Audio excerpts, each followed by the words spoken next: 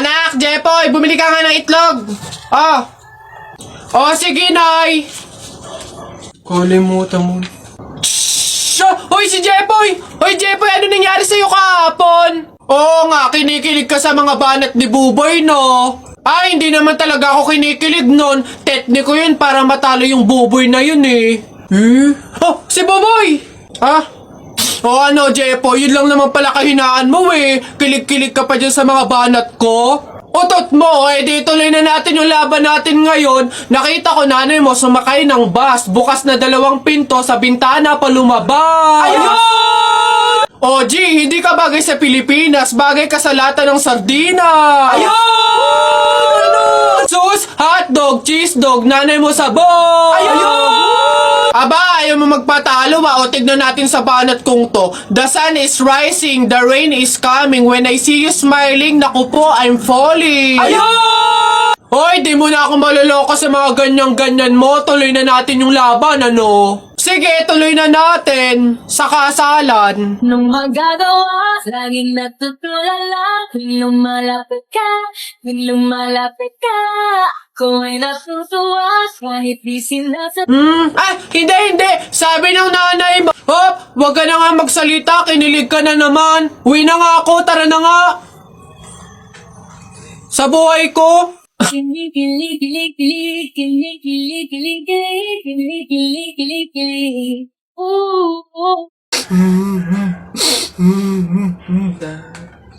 O, ba't ka umiiyak? Si Jepoy kuya, tinalo ko sa flip top. Hindi porke konti lang alam ko sa flip top ang yabang-yabang na.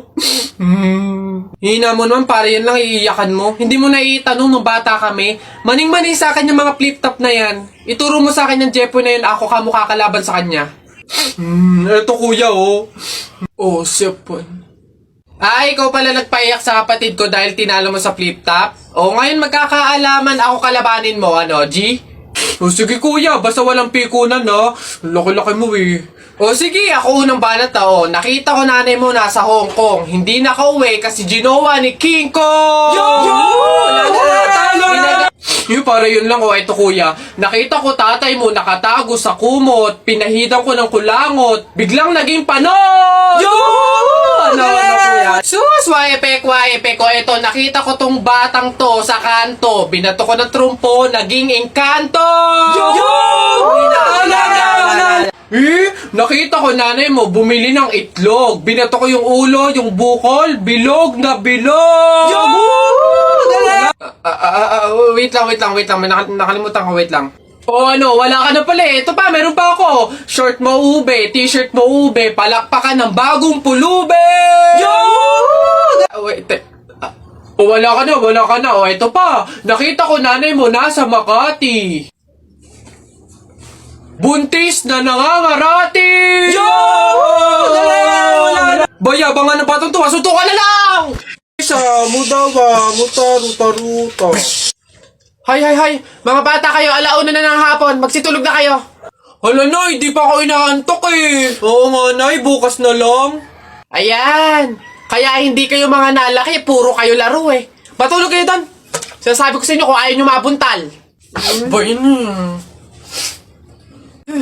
Babantayan ko kayo, ha? Sinasabi ko sa inyo.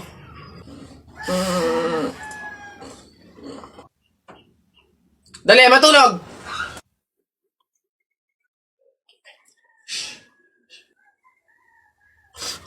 Ayun.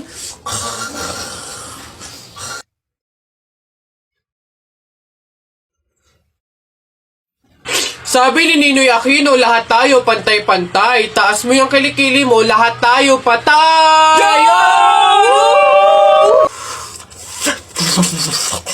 T-shirt mo puti, sapatos mo puti. Ikaw na yung nandyan, pero di ka pinili! Hay! Anong sinabi ko sa inyo? Uwe!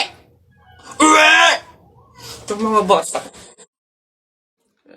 Ma, ano ba yan?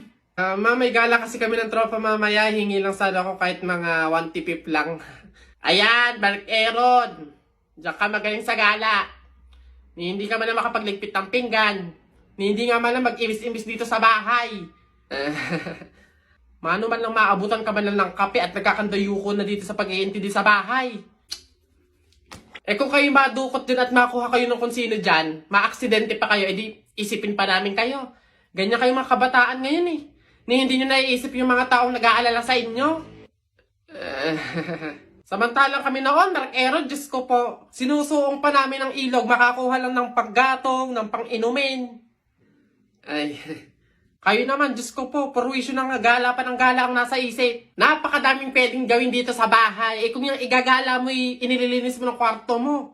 Kinukudkud mo yung inidoro doon sa likod. Kung kayo naabutan ng nanay at tatay ko, ay Diyos ko po, mata lang ang walang latay. Kapag nalaan na kayo'y lumabas ng bahay, akala nyo ba'y tayo'y mayaman? Akala nyo ba'y pinupulot at itinatay lang natin ng pera? Abay, budgetado na nga.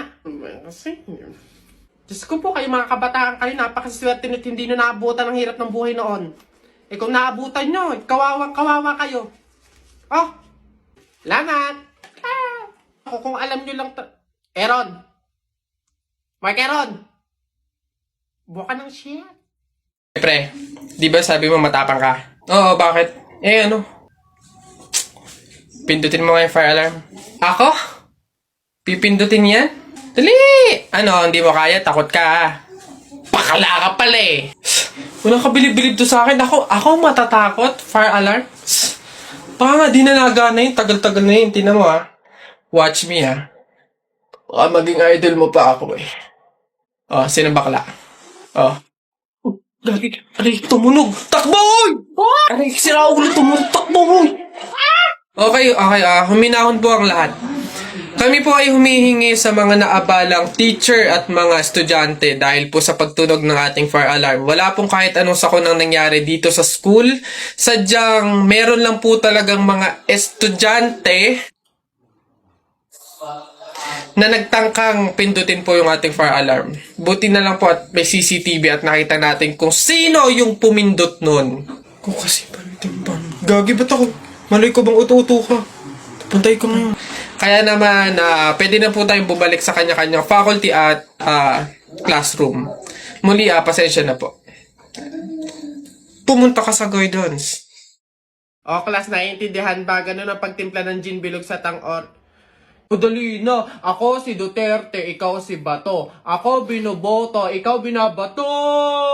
Ang pangit-pangit, ang baduy-baduy. Eto, masasaktan ka dito. Akala ko circle, bilog. Bakit sa maling tao ka nahulog? O ano? Wala ka pali. Hindi talaga nakikinig tong dalawang bata na to. Nang gigigil na rin talaga ako eh. Ayaw nyo makinig ah. Akala ko tatay mo, rich man. Nakita ko sa kalsada, nagtitinda ng suman. Oy! Ayan, puro kasi kayo laro ng flip-top na yan. Ibig na nag-aaral kayo, puro kayo ganyan. Hala, marunong din pala kayo mag-flip-top, ma'am? Oh, ano ngayon? Sample! Flip-top! Oo nga, ma'am, flip-top battle kayo ni Buboy! So basic to mga batang to talaga. Kala mo hindi ako magaling sa flip-top na yan. O, mauna na ako. Baka matalo ka, umiyak ka pa, ha? O, game! Dribble, step back, tumira ng tres, bagsak! Wala mang baduy naman yun, o. Eto, nakita ko ate mo, nagbabasa ng math. Sinapak ko, nagpapasalamat! Boom! Boom! Wala ka puli. Totoo yun na yan? Yun na talaga yan? Wala bang bago? Diyos ko, ako naman. Sa langit may anghel, sa lupa may shell. Nakita ko ang papa mo sa bar naka-diaper. Wala, kiss. O, mama, ito. Nakita ko tatay mo sa ilog. Paghubad niya ng short, nakita ko 3 itlog. Go! Wala ka pala. Alam mo, Tutoy, umuwi ka na lang. Why effect yung mga sinasabi yung flip-top sa akin. No? Ako naman ha, sa langit may bituin, sa dagat may pating. Talakpakan natin ang bagong bading.